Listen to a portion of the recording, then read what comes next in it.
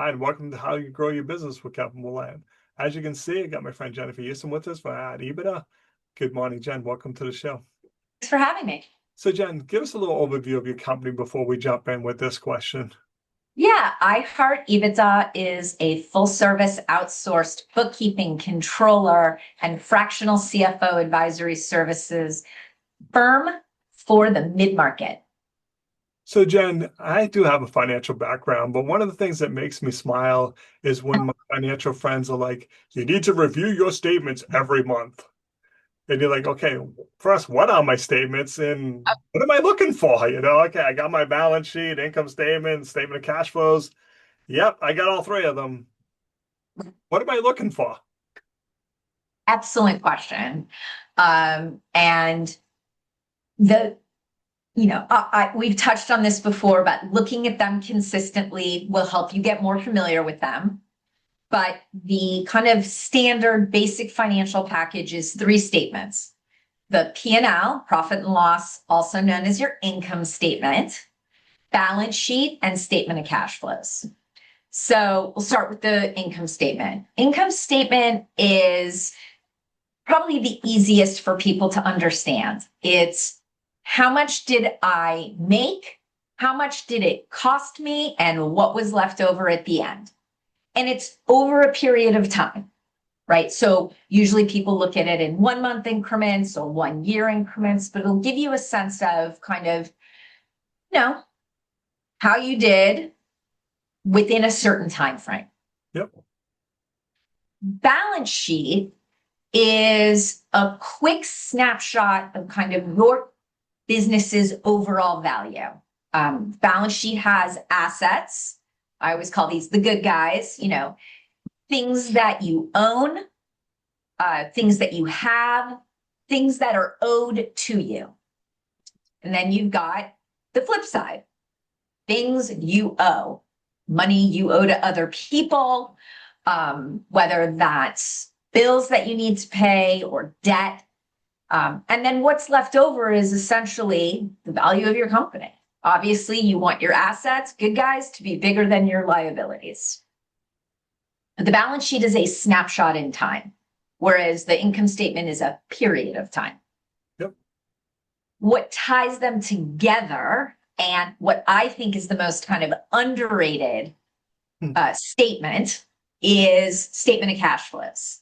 So the P&L kind of tells you the what, right? I sold X, it cost me Y, I have this left over. The statement of cash flows will kind of tell you the how. It's kind of the quality of your earnings. So it'll tell you things like, hey, your operating activities, like your core form of your business, it provided X amount of cash to you. Like that's a super positive thing to understand. If you have a lot of cash because you had to take out a loan, that's certainly not as good as having a lot of cash because you earned it. So, statement of cash flows, because a lot of times companies just focus on sales, and we're going to talk about this in a different segment, but you have to collect it too. Yeah. Yes. Biggest mistake I see people doing is focusing only on revenue. Yep. And revenue's not cash, right? You make a sale today, there's a gap. Even if someone pays you 10 minutes from now, that 10-minute gap, all it is revenue. It's not cash. So let's go back to the income statement. So I print out my income statement. It's the end of May.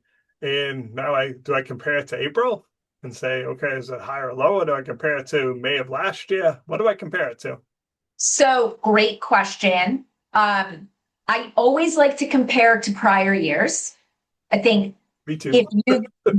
if you've been in the business for quite some time, you'll want to compare year over year to understand kind of growth of your business in certain, maybe you have different business lines, but you want to understand what's driving the growth or the decline. Yep. Month over month is helpful, but for many businesses, they're adding or subtracting clients. or they are, there maybe is seasonality. So I always say comparing over multiple periods is helpful, and also looking at not just 1 month, but maybe looking at a rolling 6 months or looking at year to date. So I don't like to focus on just one metric. I like to focus on a bunch of them to make sure that they're all directionally going the way that I want them to. Well, even something as simple as a 5 week month. Well, Jen, there was an extra payroll this month, so my net income wasn't as high as last month over a simple thing like timing. And I would argue that you should be keeping your books on an accrual basis so that you can normalize that 5 weeks. That's a Oh God, conversation that's a yeah, different yeah. conversation. That's going to be video 8, the influence Yeah. of accrual. But all kidding aside, that really is important. With for a cash basis, and you sign that client to a nice contract, and you recognize all that revenue in 1 month. Good Lord, trying to figure that out in the future, it's never going to compare. Exactly. And especially if you're trying to understand profitability by project, Yep. if they're paying you a deposit, I mean, it gets very messy, which is where, accrual really, really shines. So, of these three statements, is there one that people should focus on a little more than the other two, or are they all equally as important in your opinion?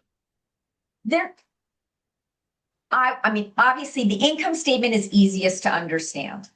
And it, I think it's the easiest for people to kind of measure how their company is doing in terms of immediacy. But the balance sheet really gives you kind of health of the business, Yep. and understanding the relationship between all the financial statements is also really important. That's like a whole other, discussion. They all talk to each other. They don't stand alone. They all talk to each other. So that's what's really important. But I think the income statement is probably, if you're new, the easiest Yep. and best place to start consistently reviewing it. I thought you were going to vote for statement of cash flows. What? I thought you were going to vote for statement of cash flows. It's to me, the statement of cash flows comes after you have a very good understanding of the income statement and the balance sheet. Yep. And I find that I can get people on the income statement. The balance sheet gets a little trickier. Yep. If I get to statement of cash flows, it's glazed eyes. And so, As someone who's used it, yeah, you're like, not really sure what this means, like, yes. just type of thing and stuff. Yeah. So, Jen, if people, well, one last question. It's important to set up your categories correctly on your income statement if you're trying to Yes. monitor, where some of us have other expenses. Everything goes in Uh, other expenses. So honestly, for tracking, it's better to think out the different categories before you start using the software, right? Yes, but if you make changes later, one of the most important things is just to have consistency. So make sure that you're not making the change today and Yep, then trying to measure the same results. makes sense and stuff.